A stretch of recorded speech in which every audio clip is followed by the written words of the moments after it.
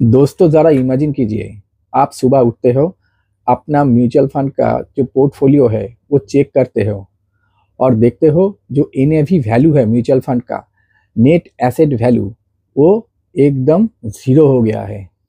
Shock लगा ना? आजकल सोशल मीडिया पर ऐसे ही न्यूज़ बहुत फैलती है, लेकिन सवाल ये है दोस्तों, क्या सचमुच किसी म्यूचुअल फंड का एनएवी ज़ीरो हो सकता है या बस ये एक डर है? तो दोस्तों आज के वीडियो में एज ए इन्वेस्टर मैं इसका टेक्निकल सच बताऊंगा जो एजेंट आपसे छुपाते हैं। तो नमस्कार दोस्तों, मैं हूं शौरिश और आप देख रहे हैं मिडिल क्लास मनी बाय शौरिश। सबसे पहले मैं सीधा जवाब देता हूं, टेक्निकली किसी भी चलते हुए म्यूचुअल फंड का एनएवी जीरो होना लगभग नामुमकिन है, क्योंकि एक पोर्टफोलियो में 30 से 40 कंपनीज होती है और ये 30 से 40 कंपनी रातों रात बैंकक्रप्ट होना पॉसिबल ही नहीं है। तो लेकिन ये जीरो वाली बात आई कहाँ से?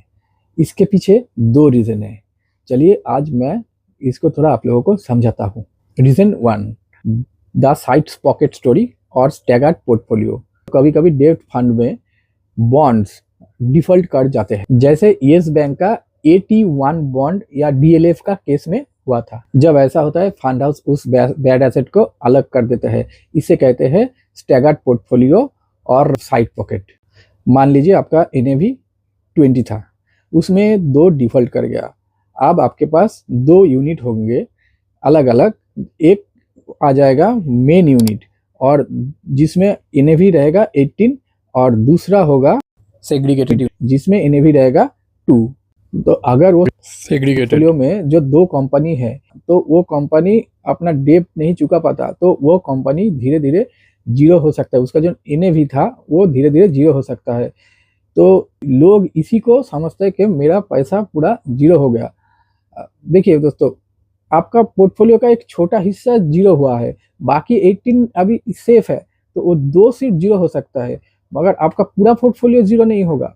जैसे आप 10 शेयर खरीद के रखा अपने पोर्टफोलियो में, ठीक है, 2 शेयर आपका परफॉर्म नहीं किया, बाकी 8 शेयर जो है वो परफॉर्म करके आपको अच्छा रिटर्न दे सकता है। सेम ये म्यूचुअल फंड में सेम स्टोरी है। तो इससे आदमी अगर डर जाएगा तो कैसे अपना इन्वेस्टमेंट कंटिन्यू करेगा? तो इससे डरने का नहीं है, ये जो समझ है उसको ज़रा ठीक करना है कि पॉसिबल ही नहीं है जीरो हो जाना।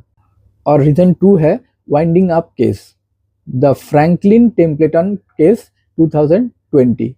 कुछ साल पहले